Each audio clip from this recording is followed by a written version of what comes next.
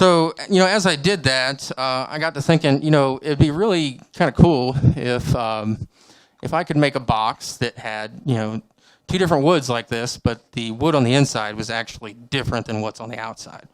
And so after making things like this, I started playing around, and let's see, which one do I want to show off next? This was actually my first attempt at a box with multiple woods. And so there's actually 4 different woods on this box here. And then whenever we open it up on the inside, we've got a completely different kind of wood. Now, whenever I did this one, really the way I made this one first was I made a very small box out of the bacote that's on the inside. Just a perfectly cylindrical shaped box. And then once I made that, I basically just made tenons out of this wingy and was able to insert it and glue it up. On top of that, there's a little bit of ebony there for a little ring, and then some emboina burl that I have on top there. But so anyway, I kind of continued making these and played around a little bit, and I kind of decided that the shape that I like the most is probably this right here. And so what I have here is I think this is babinga and bloodwood, but it's just just a small box. Whenever you see it from the outside, it looks like there's just kind of an accent ring where the lid is, but whenever you open it up, you've got completely different wood. And so that's basically what I'm going to demonstrate tonight is how do we make one of these. Let's see though. Before I move on to that though, I am going to show a couple other examples that I've made. So this is another one. This is a piece of hedge, but whenever I open it up, it's got hickory on the inside, so it's been concealed. But then I've also got some other examples where I've intentionally exposed the wood on the inside on either the top or the bottom. And so I don't remember what kind of burl this is. I think it's a maple. As you can see here on the lid, I've actually exposed the interior wood along with the ring there. Let's see, any others that I want to show you? I think that's it for now. There's a couple others I'll come back to, but for the sake of time, I think we should just go ahead and get started here. And so first thing I want to talk about is the tools that I'll be using. So let me grab these out of here.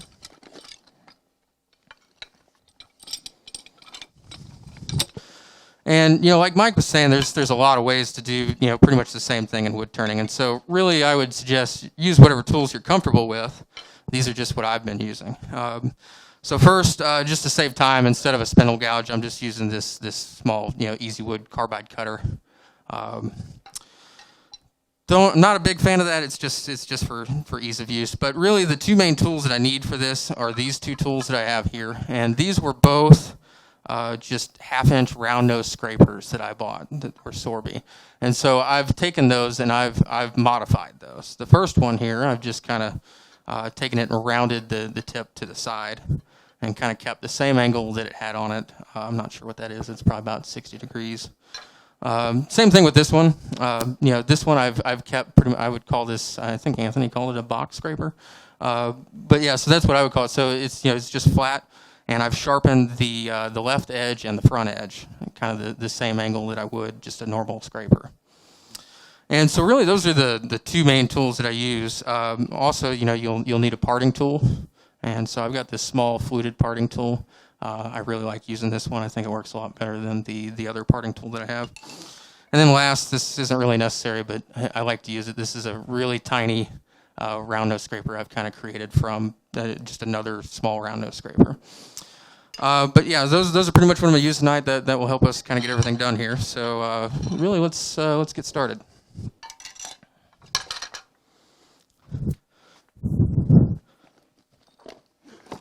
So what I'm going to try to do here, depending on time, is I have a small piece of walnut and I have a small piece of maple. These are literally just 2 by 2 by 2 squares. And so whenever we start, I always start with the inside first. So I'm just going to take this and chuck it up.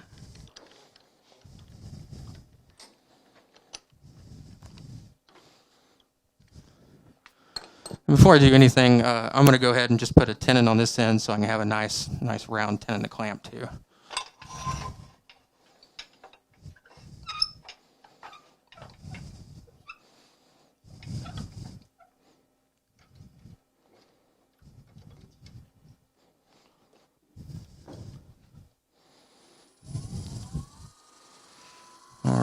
speed-wise, once again, it's really just whatever you're comfortable with. I'm normally somewhere, around 1,500, I would say. Let's see. All right, so as I said, I'm going to kind of skip using a spindle gouge or roughing gouge or anything like that, and just use my carbide tool here. Sorry, count type. All right, so first I'm just going to kind of make this round a little bit.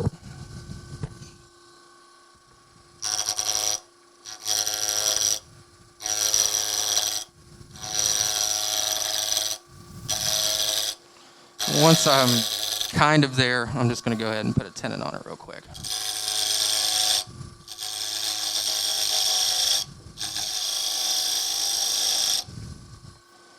I think that'll probably do the trick. Okay, yeah, so now we have a tenon there, and I'm misplacing things.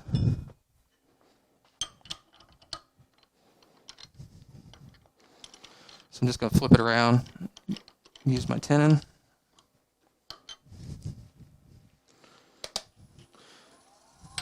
And now I'm just going to continue to round this.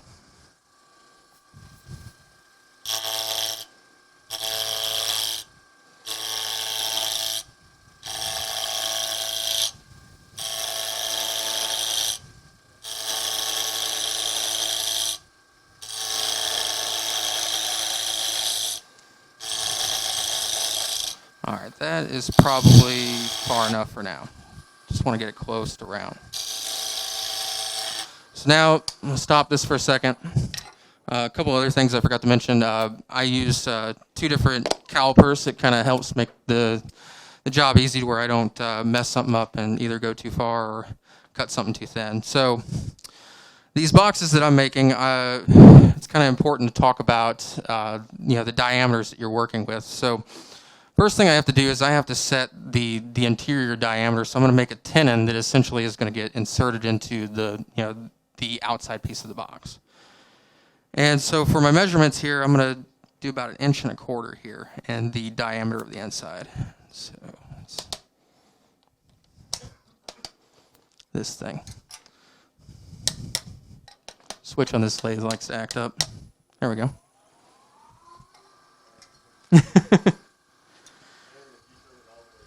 Yeah, it's muscle memory though. I just hit the switch instead of turning it. So I'm just going to mark this. Now that I've done that, I'm also going to take this one and I'm going to use it to kind of set the depth of my tenon. And for this, I'm just going to use a 1/2 inch. Once these measurements can really be whatever you want. It's just good to measure. Once we get a little further, you'll understand why. So I'm just going to kind of mark that. And so that kind of gives me the area that I need to relieve. I need to make a tenon from this mark here down to this diameter here. So I'm just going to take this Easy Wood tool again. Just go right to it.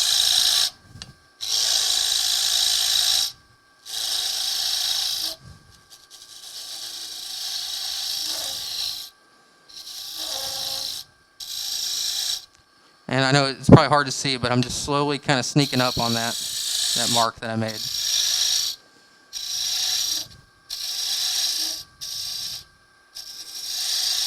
Now the important thing here, and why I like using this tool for this, is that it's really important to get a good 90-degree angle right here. That's pretty smooth too. You also want to make sure that this is good and flat. So I'm just going to clean this up a little bit.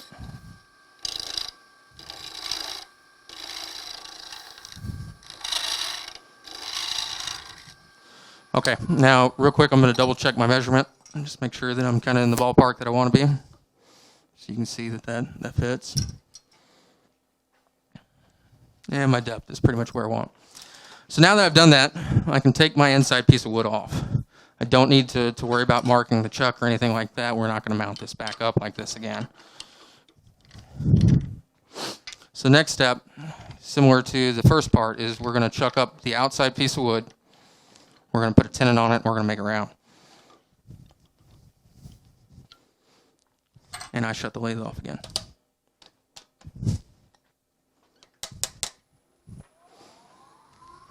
You guys like that?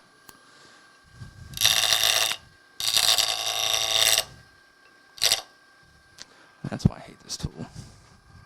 So one of the things I don't like about this is that for some reason the head of this tool, I'm always having to tighten this bit, and unfortunately it just come loose on me again, and I don't have an Allen wrench with me.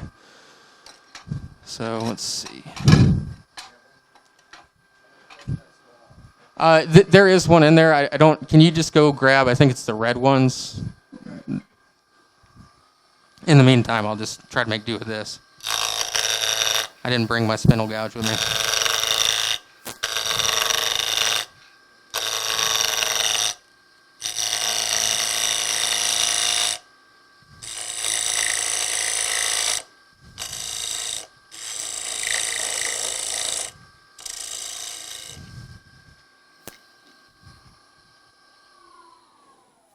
Didn't turn it off that time. Still got a little bit to go.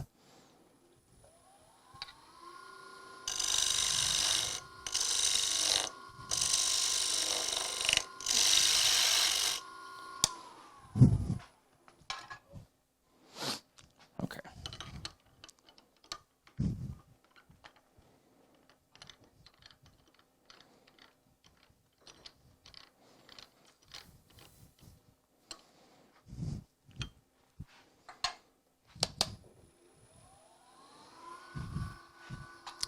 Okay, so same thing as before. Just gonna make this round. Work. Thank you.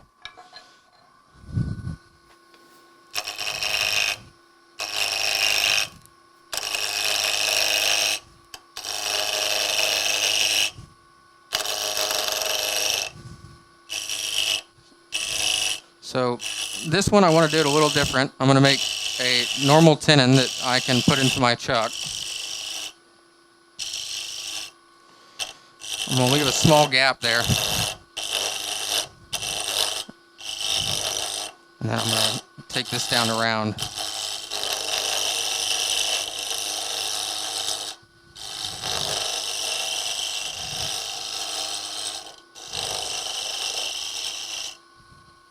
Okay, that's close enough. Really what I've done here is I've set this piece of wood up to be parted in two, and then I'm going to have the top and bottom to the outside. So next thing I'm going to do is just take my parting tool, and I'm just going to kind of right in the middle, but a little bit towards one side, I'm going to part it. Whoops.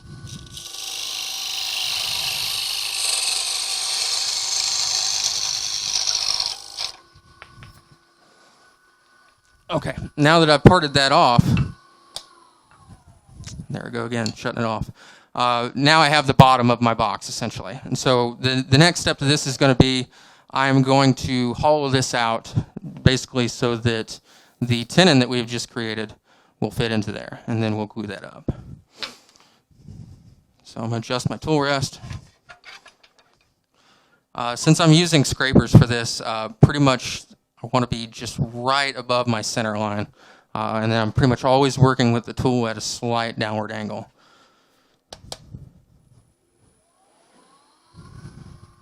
Okay. So now that we have this ready to go, first thing I want to do before anything else is mark my diameter that I need.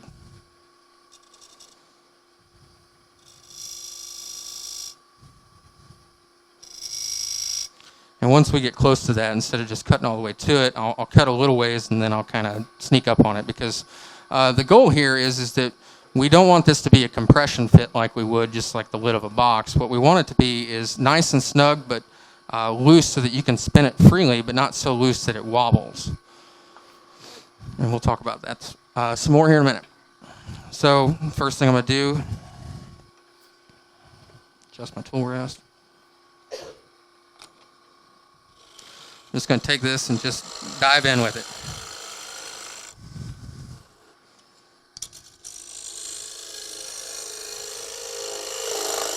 And then I'm going to use it and pull it outward to open this space up.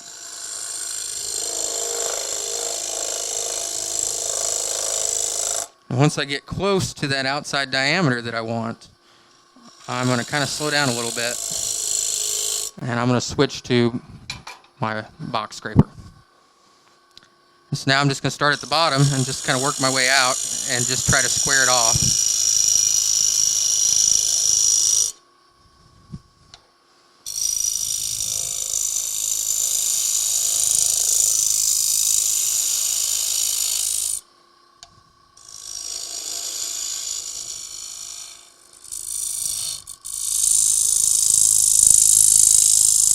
All right, and so now that I'm closing in on that diameter that I want, I'm not going to cut it all the way down until I've had a chance to size it up. So I'm just giving it a small cut.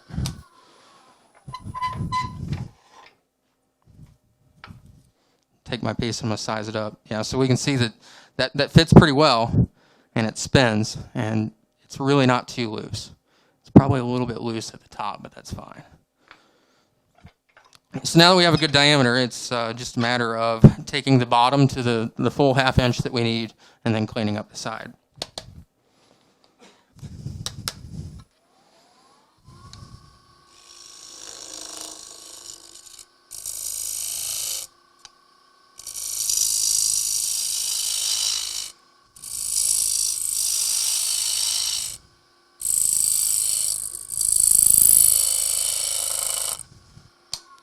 Check that real quick. I know I have a little lip here, but I just want to make sure that, yeah. So you can see that's a little too snug. This is the part that's time consuming, is trying to sneak up on these.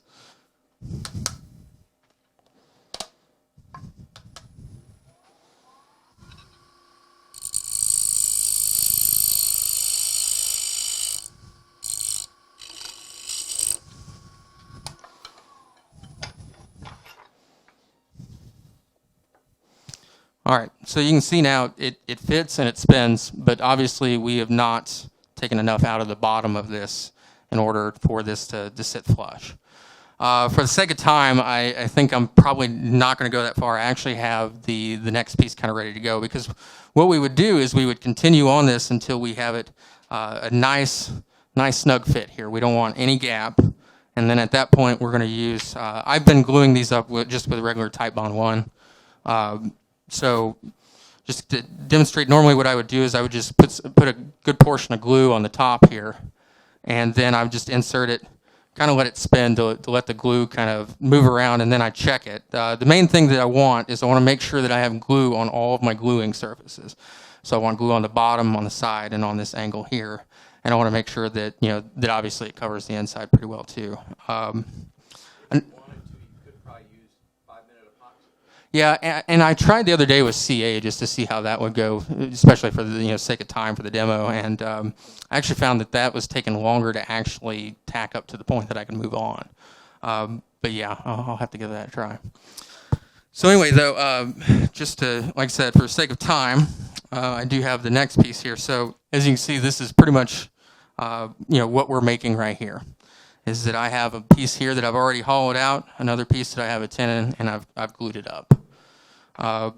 Another thing to kind of mention, typically I would just, as far as the overall glue drying goes, I find that, obviously the longer that you can let it sit, the better. I have tried to rush it a little bit and tried to turn a couple of these with the glue not fully dry, and that can create some problems later on. I've actually was finishing the bottom on one and literally had it come off of the inside piece, and so I had to take the time to glue that back up.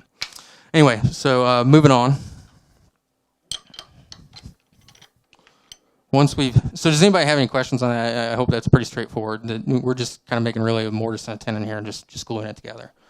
And once we have that, I'm going to go ahead and mount this back up. We're going to mount it up on the outside wood side. Let's see, I kind of have this marked, but obviously it was a different chuck, so it's probably not going to be perfectly round.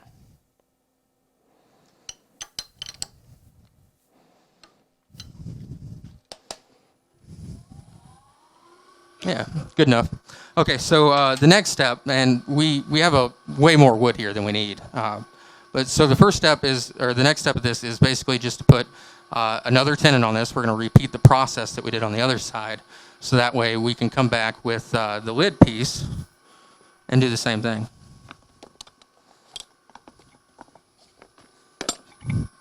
This piece here.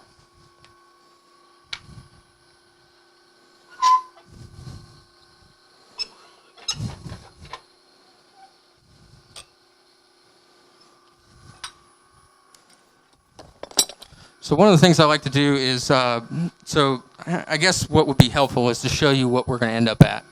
And we're going to get to this piece of wood here in just a minute. But this is basically what we're going to end up with. Let me aim that there. So the idea is we're going to end up with basically, this blank. And so once I get this to this point, I've marked here, basically I'm going to have a little rim here, a little rim here, and then I'm going to part where the pencil mark is. And so to give you an idea of what's going on there, that we want to go ahead and plan on the space that we're going to need for this here. And then we're going to turn the rest of it down. So normally I just kind of eyeball this, and so I like to use my parting tool to just kind of give me a little mark. It might be kind of hard to see, but there's a little line there, and that kind of helps me give me an idea of what my bottom rim is going to look like. Then I normally give right about a half of an inch of this part here. It can definitely be less. I've done it probably with as little as a quarter of an inch, but then you're going to have a smaller fit for your rim for your compression fit on your box is going to be smaller. So anyway, I'll mark that. And so kind of have the same thing, set up here as I did there. But anyway, let's keep going. So just moving on, I'm going to turn this down.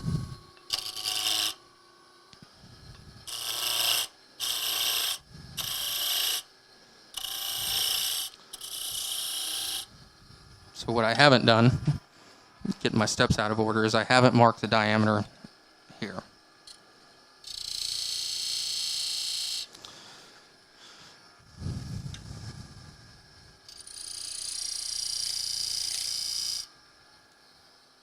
Thought that seemed a little off. Okay, so I've marked the diameter here, but now I need to know, how big is my tenon going to be? And so just kind of a general rule of thumb, keeping me the same size as kind of my other demo pieces, I'm just going to use about the width of this tool, which is right around 10 millimeters. So I'm going to just kind of mark it.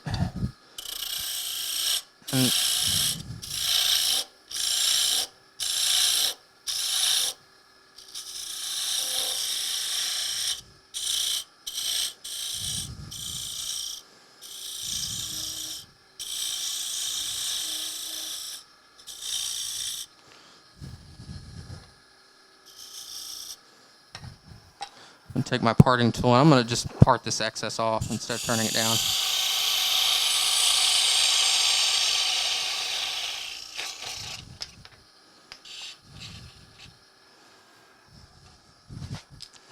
All right, so you can kind of see the gist of this coming together now. So I'm going to stop this, check my diameter, and we'll move on. Yeah, I thought that was a little big.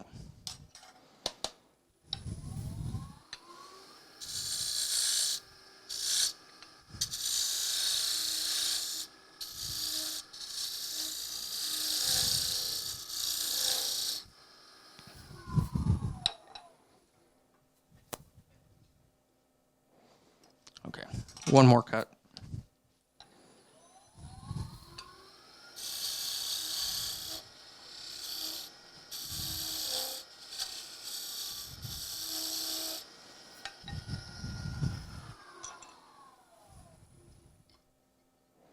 Okay, good enough. So I'm going to double check this. Okay, so normally I would point out this, if you're using alligator jaws or just any kind of chuck really, this is a good spot to go ahead and mark because you will have to take this off and you will have to mount it back up. And with as thin as you can end up being trying to make these, it's really important that you don't lose your center because you can really kind of mess things up, especially if you want to make a box that the entire wood on the inside is obscured. Because whenever you open it up and look at the inside of that lid, you'll see how it's off center. So anyway, so that's important to think about as you're doing this, is that whenever you have to remove it from the chuck, try to remember where your number one jaw is. So since mine is already sort of marked, I'm going to go ahead and take it off. And I'm going to take the small piece that I parted off earlier, and I'm going to chuck it up.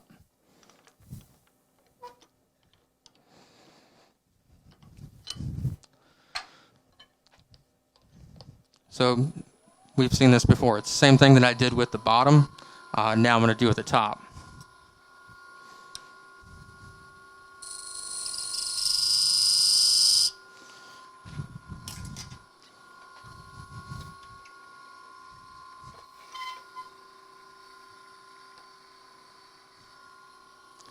Okay. So once again, back to the round nose scraper. Just gonna take it, just dive into it.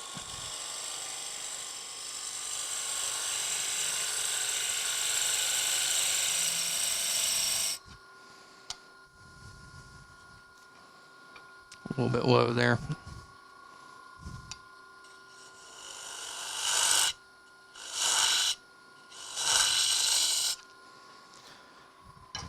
All right, so once again, as we get closer to the outside diameter, I'll switch to my box scraper. And I'll just start from the bottom and just work at making that 90-degree angle. Obviously, we're still a long way off here, but you can go ahead and slow it down and just kind of check it to see where we're at. So yeah, you can see there's still a good 1/16 to 1/8 of an inch to remove there.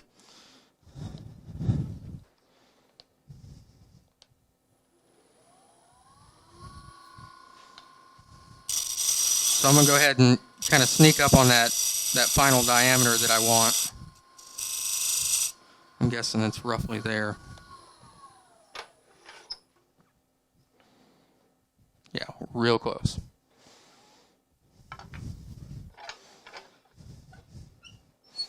Okay, so once again, we've established the final diameter that we want for the for our mortise here. So just going to finish hollowing this.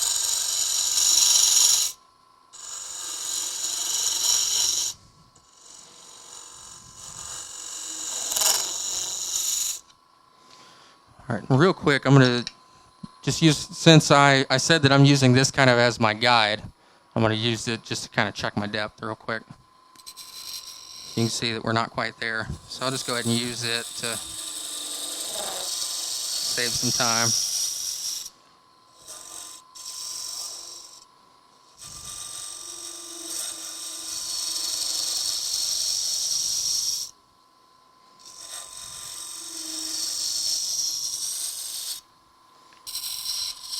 All right, not quite.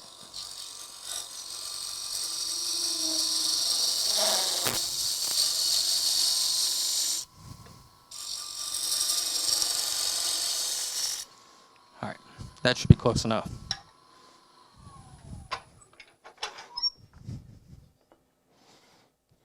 Yeah, still not quite. So you can see that we still have a line there. And so kind of a couple things to talk about here real quick that, obviously if I'm measuring my side and it looks like I've got plenty of depth, then chances are that I've probably got a bit of a nib here. And so if I feel that, I can feel that it's pretty round, and so I need to kind of flatten it out. So, once again, for good gluing, it's really important to try to get that bottom surface as flat as you can, so that way it's nice and even and makes good contact with this piece. So I'm going to spend just a few more seconds on this, just to figure it'd be good to at least glue up one of these as an example.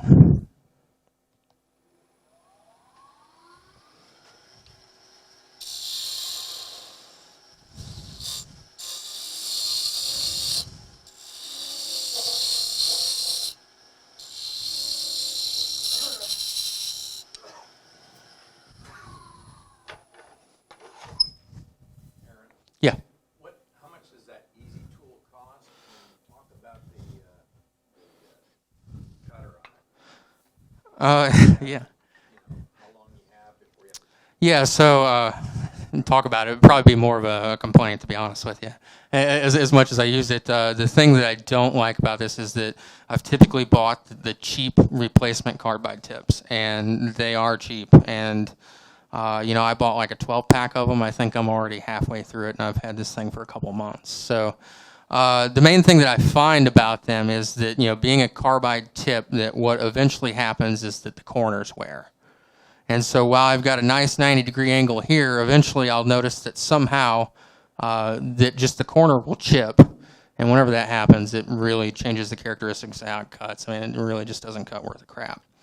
And so, what you can do is that, as you're using this, you can loosen it and turn it and make sure you get all four sides of it, but inevitably you do have to replace it. So it's really just kind of the trade-off, do you want to deal with replacing carbide tips, or do you want to, sharpen your tools? And so I would just say that that's really a matter of preference. So anyway, as you can see, you know, there's still just a little bit of a line here, but you know, for the sake of demonstration purposes, I'm not going to stress about that. But so as you can see, you know, we're pretty snug.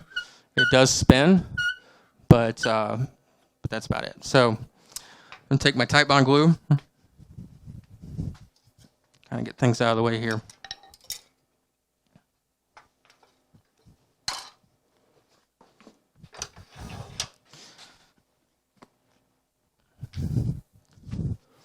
So as I mentioned, I use the glue a little bit liberally, so hopefully I don't make too much of a mess here. So I'm going to put probably like a dime to a nickel. Yeah, it's more of a nickel size there. Just kind of on the top there. And I put a little bit on the edge. And so that way, whenever I feed this in, I can make sure that I get all my surfaces.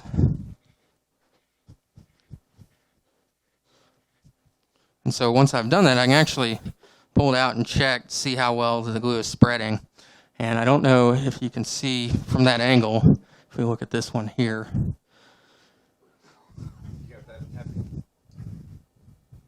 Yeah, can we get the side one here?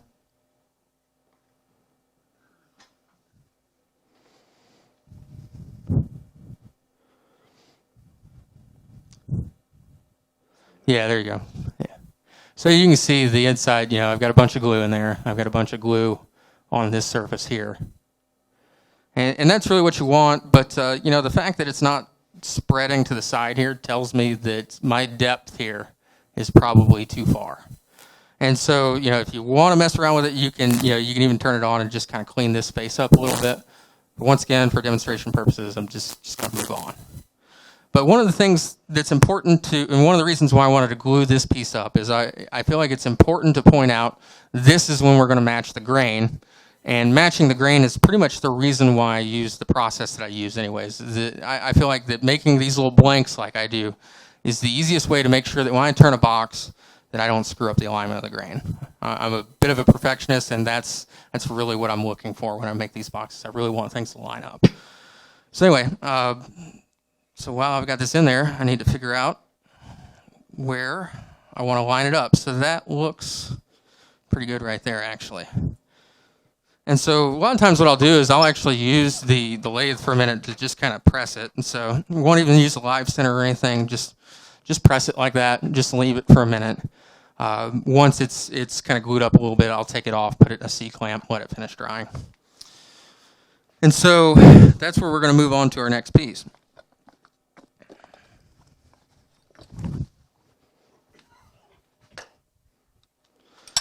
So I'm going to go ahead and take this off.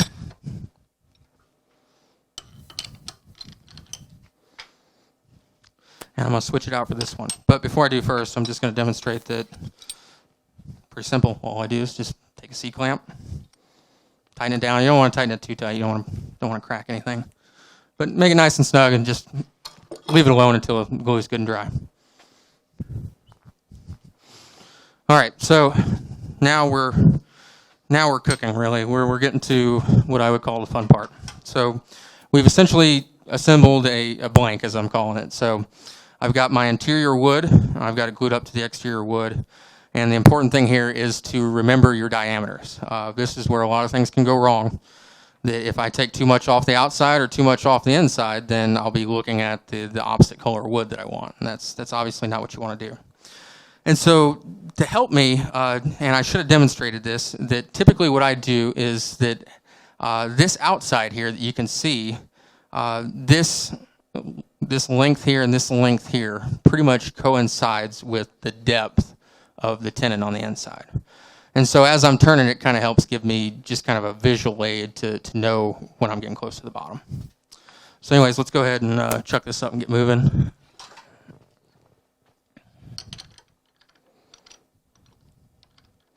So process-wise, personally, I prefer to do the bottom first. I like to make the, so I got to preface this. I like to put my tenon for my compression fit on the bottom, and I like to do that first. Reason why I do that is I feel like it's easier to establish that diameter and then kind of sneak up on it on the lid. That's just a matter of preference.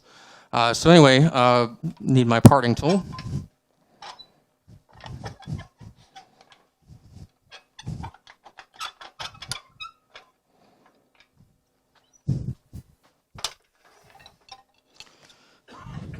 All right, so as I mentioned before, we've got our handy lines here. And you can see I'm a little out of round.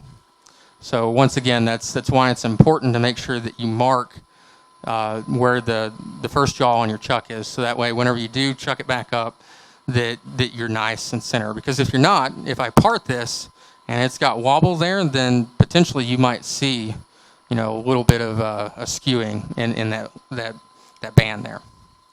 So anyway, I'm just going to go ahead and part this off.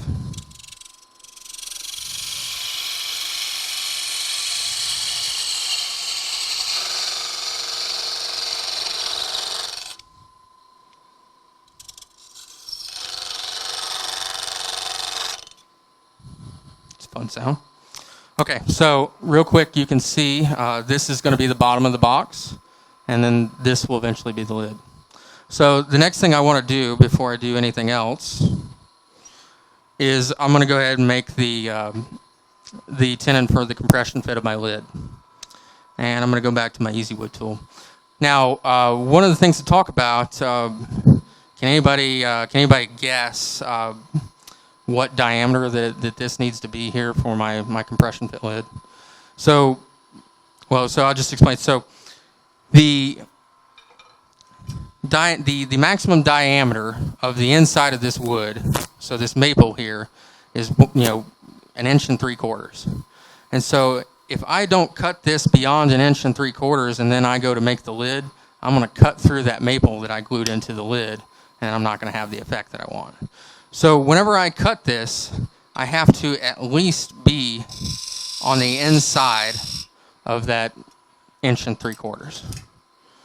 And so I'm going to go ahead and do that real quick.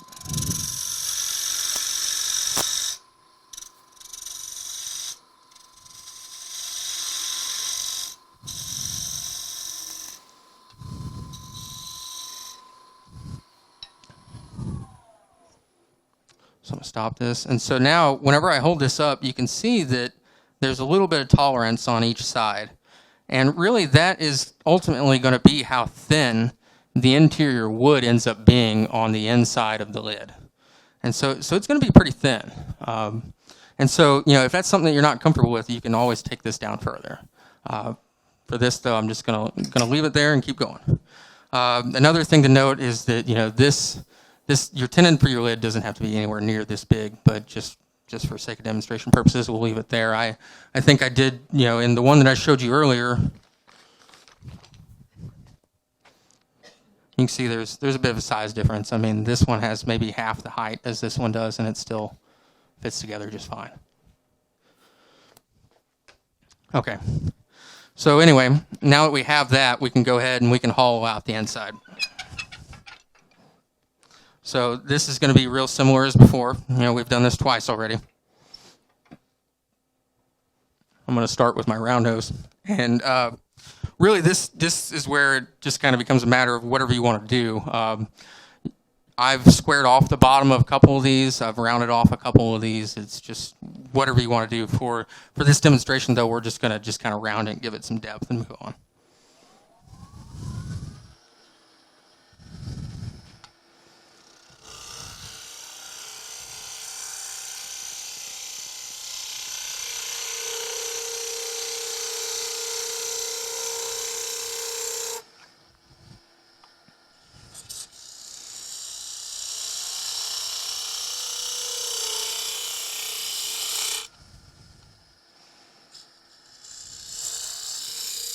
Now, I'll stop this for a minute. So a quick note about the depth that you want to go. So, once again earlier we established that, right around 1/2 inch in depth here. And so we want to make sure that that we add a little space for our tenon, but we still kind of want to subtract this amount of depth because basically we want to know how deep we can go while still having some thickness left. I don't know if that makes sense, but hopefully just demonstrating it will. So if I put this up against the top here, I basically know I can go about that far. I don't know if anyone can see that, but I have this depth lined up, and I know that I want to stop before I get all the way to here. And so I can see that I still have a little bit to go.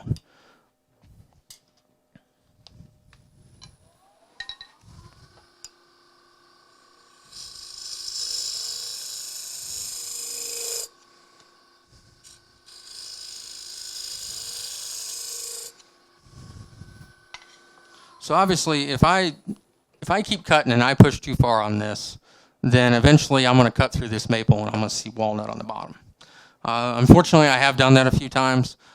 When that happens, really the best bet to save this piece, if you're really wanting to save it at that point, is to just literally cut out all of the interior wood and start over. I have done that a couple of times. It's not very fun, to be honest with you. So anyway, though, just real quick, we basically have a rough bottom here. And I went ahead and actually I have a piece that I was setting up that I was going to help use for demo, and I want to show. You can kind of see right there. I went too far, and you see how it's dark right there?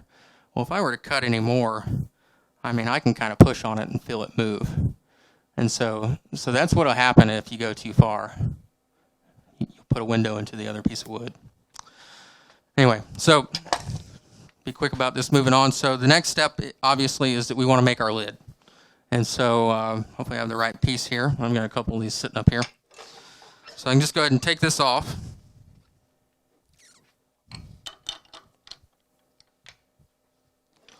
Chuck up my lid. And more of the same.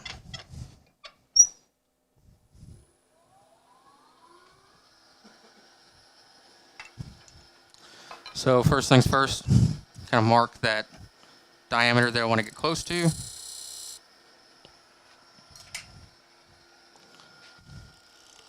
then just start hollowing.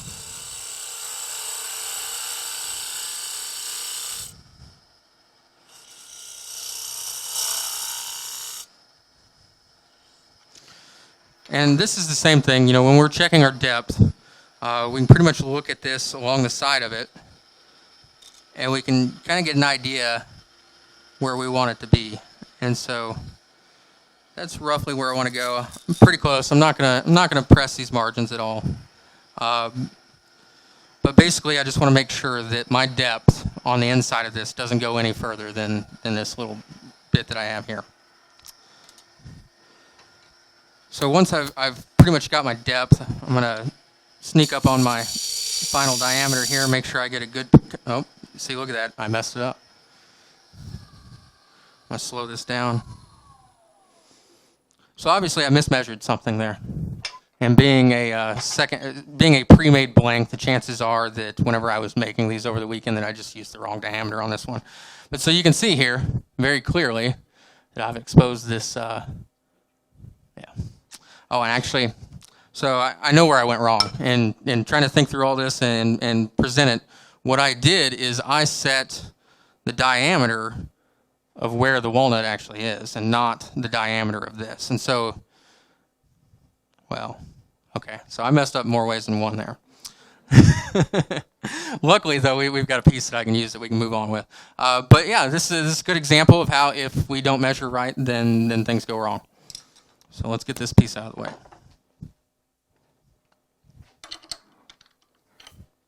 Does everybody see that?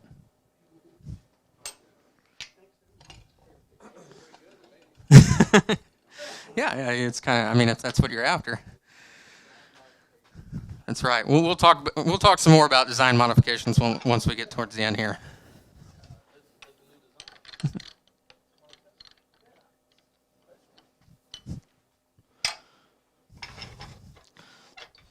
All right, so I'm going to adjust this.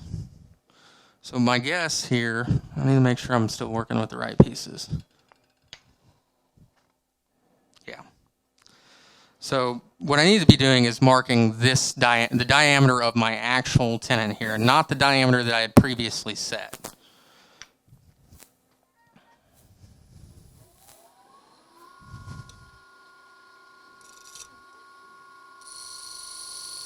So you can see there's if you can see that mark, there's a pretty big difference there from what I had now versus previously.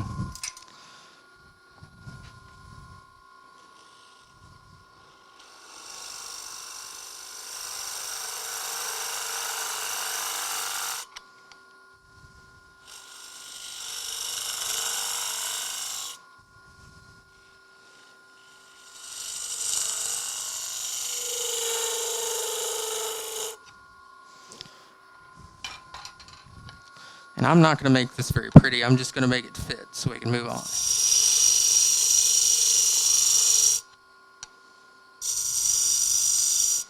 So once again, as I get close, I've learned the hard way that you get confident and think that you have the right diameter, then you will definitely overshoot it. And so I always make sure to sneak up on things.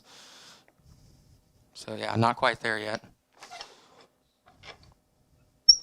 Nothing more frustrating than the first couple of times that I made these. The first few I made took hours and hours on end to make, just trying to figure out the process. And then, you get all the way to the end, and then you do something like this and screw up your diameters, and they don't fit. It can be a little frustrating.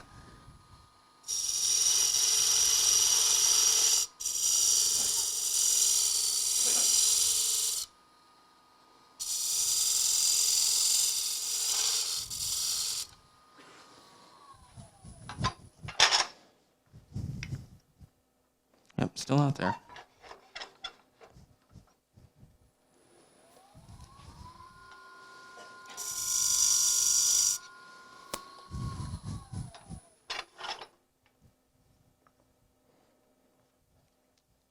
That's close.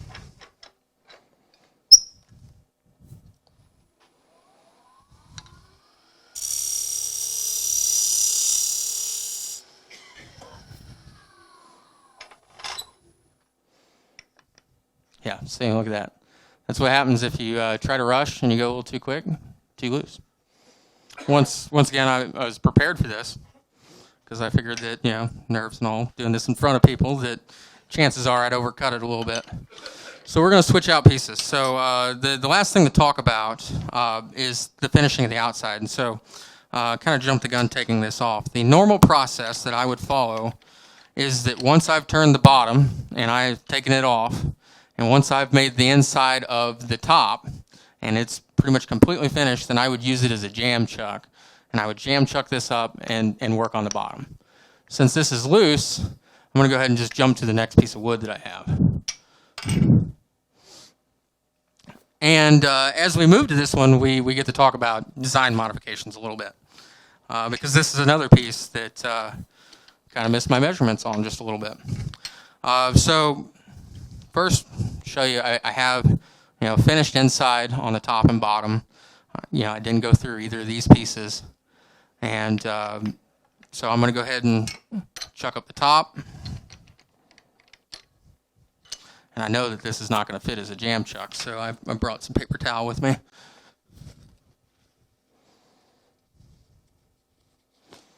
We'll see how many times I can throw this piece off as I try to turn it. So if you've never done this before, I'm just taking a piece of paper towel and wedging it between just to help give it a better hold so that way I can actually turn it.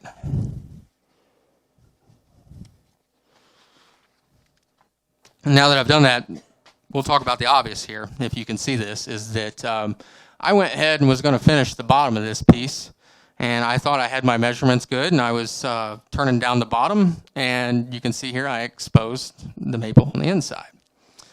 Now, this isn't irreparable, though, and in fact, I've found in a few situations I actually do this on purpose. And so let me go to another example here.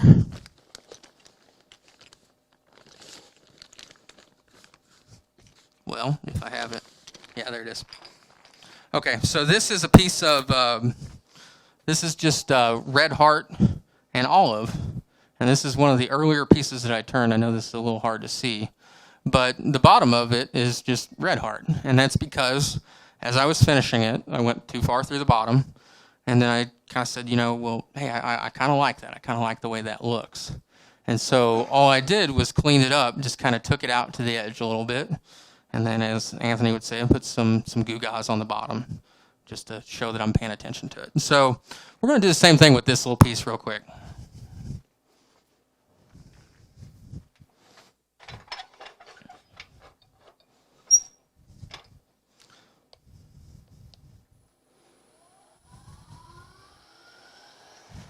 Okay, so go back to my round nose scraper for this.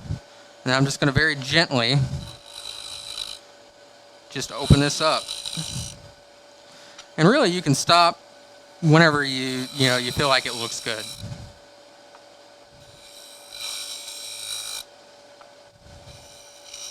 And so I'm actually going to take my box scraper, and using it, I can give myself a nice little lip there. And then I just want to make sure I turn my glue off.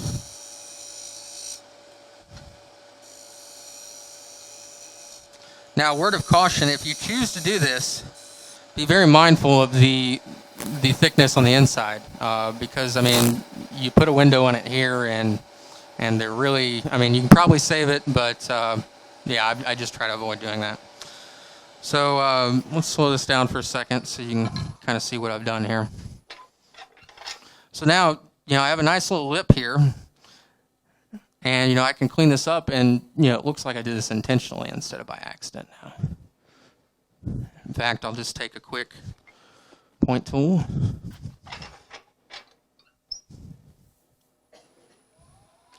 And then I can just, put a couple quick little lines on it or something to help make it look like this is all very intentional.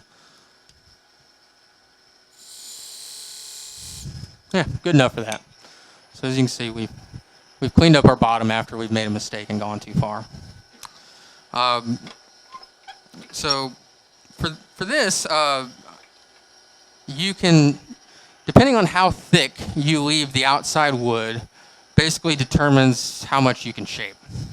In this situation, since we're already really thin and I've already gone through the bottom, I really can't give this a whole lot more shape than the cylinder that it is now. But I will go ahead and just kind of put just a light rounding on the corner.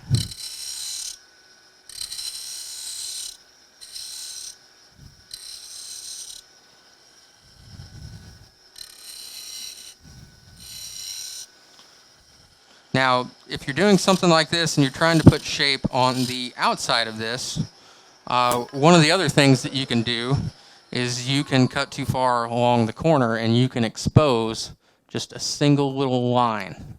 I've done that multiple times. In fact, that's probably what I struggle with the most. And I want to show you an example, actually. I have this piece here. This is ebony with babinga on the inside, and then it also has some bloodwood on the outside. And so what happened to this piece is that as I was finished, I was completely done and I was hand sanding, I noticed that there was a little spot that I couldn't sand out, and as I kept sanding, it got bigger. So super frustrating, and everybody said, oh, it looks fine, I barely even noticed it. Well, I noticed it and I couldn't leave it alone. And so since I was able to jam chuck this, I basically just jam chucked the lid and the bottom, and then just use that Easy Wood tool to just kind of relieve a little bit of the outside up to that babinga, and then I created some other tenons with some other mortises with the bloodwood and was able to glue it up. And so this is a good example of how basically an accident that kind of ruined what I was going for was able to basically, turn it into something completely different. And I'm really happy with how this one turned out. So anyway, though, moving on, we're almost done. Thank you. So moving on, we basically completed the bottom, and so the last step is that we need to create a jam chuck and then insert the bottom into it, so that way the top into it, so we can finish it. Yeah, thank you for it. So once again, for time, I haven't done any sanding, but it's important to note that when you finish your insides, before you take it off, that's when you want to sand those.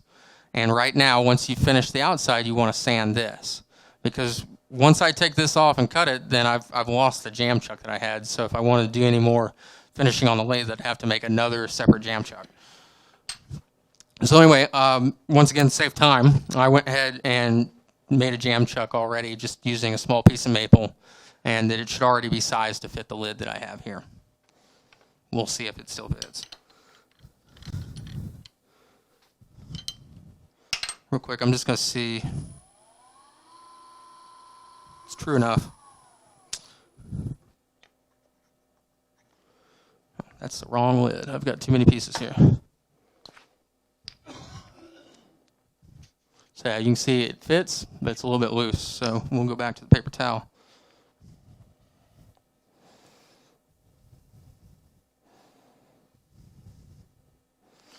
Where did you find that reusable towel? I've never had one like that. A reusable towel. They have them at the store.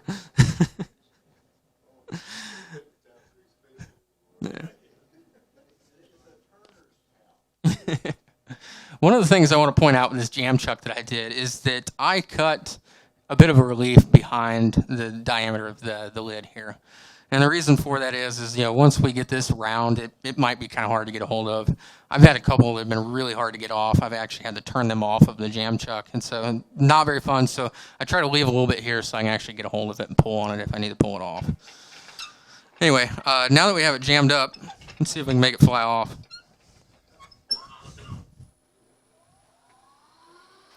So I'm going to just try to be kind of quick and dirty about this. I don't know how we're doing on time, but we'll go ahead and get this wrapped up. So first thing I'm going to do is just get rid of this. Now once again, that kind of marks where my inside wood should be.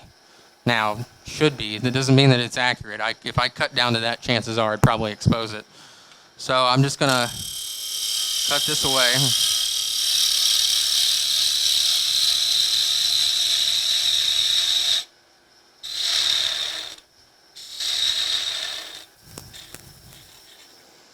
Okay.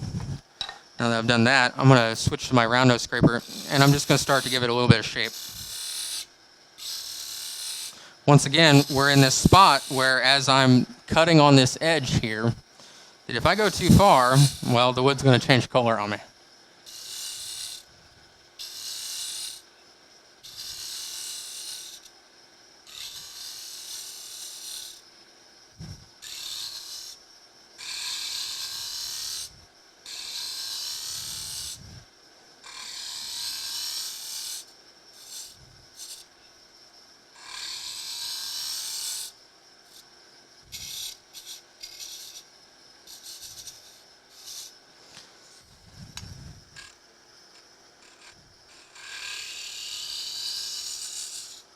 You know what, that's probably good enough. Let's go ahead and just see how it looks before we go any further.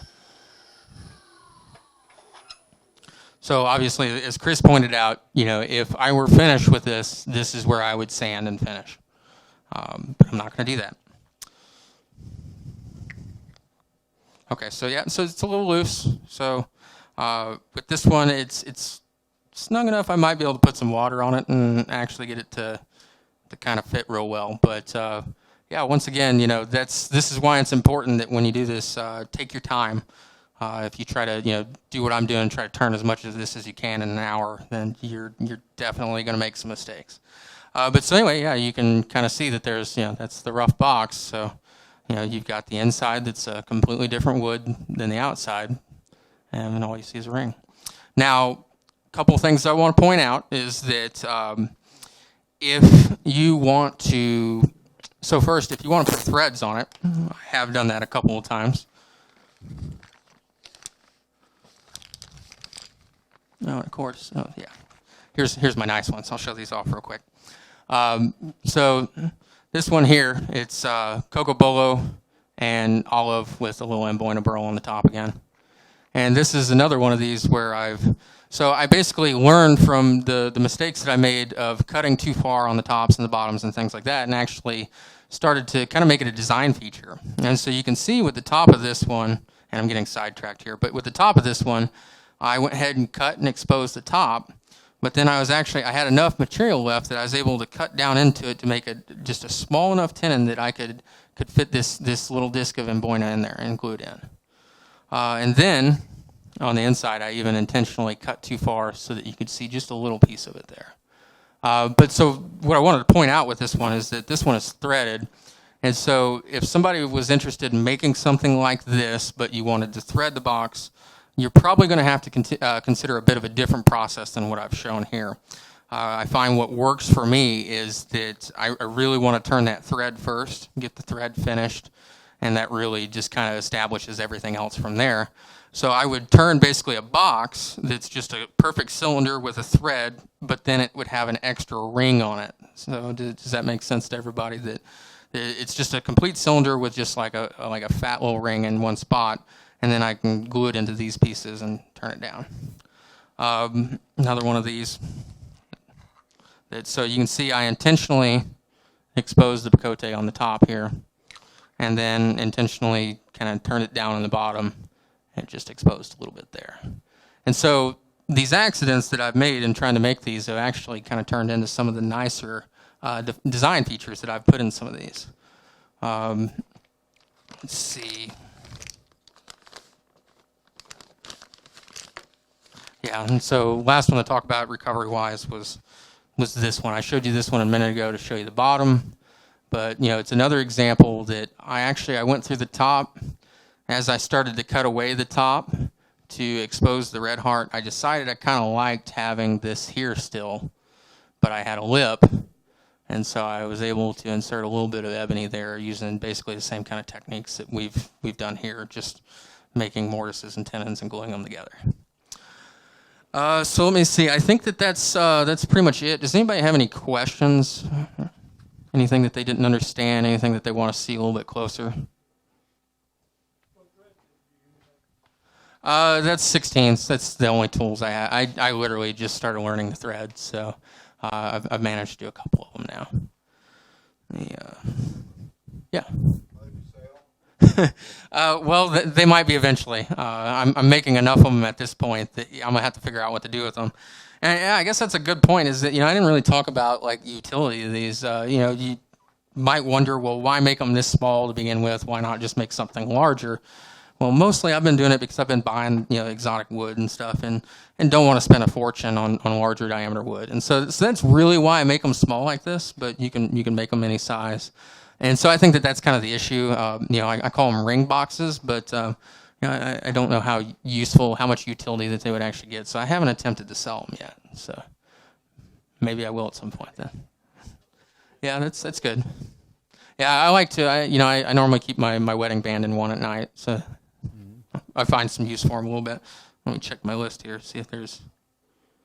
May have some friends and family that I know what they're going to get for Christmas. Yeah, exactly. One other thing I wanted to talk about is, occasionally things don't glue up right, or you make some accidents or something, and so say you establish this band on the outside here, but for whatever reason there's a gap, or you can see glue or something. Well, you can see what I did here is I burnished the gap there. And so I just kind of opened it up just a smidge, and just enough to get the burnishing wire in there, and burnished it. And so now you really can't see where there was some glue there before. And what kind of finish are you putting on? So all these, I like using the carnauba wax on these. It seems like it holds up real well, gives it a nice little polish. So that's what I've been doing. I tend to use the Mahoney's walnut oil. So I'll finish it with oil. I'll wet sand it a little bit, let the oil cure. And after it's cured real well, then I'll come back and use the the buffing system to use a carnauba finish. Also, I'll set these aside over here on the show and tell table. If anybody wants to take a closer look at them, they can. So yeah, any other questions? Great. All right, thanks.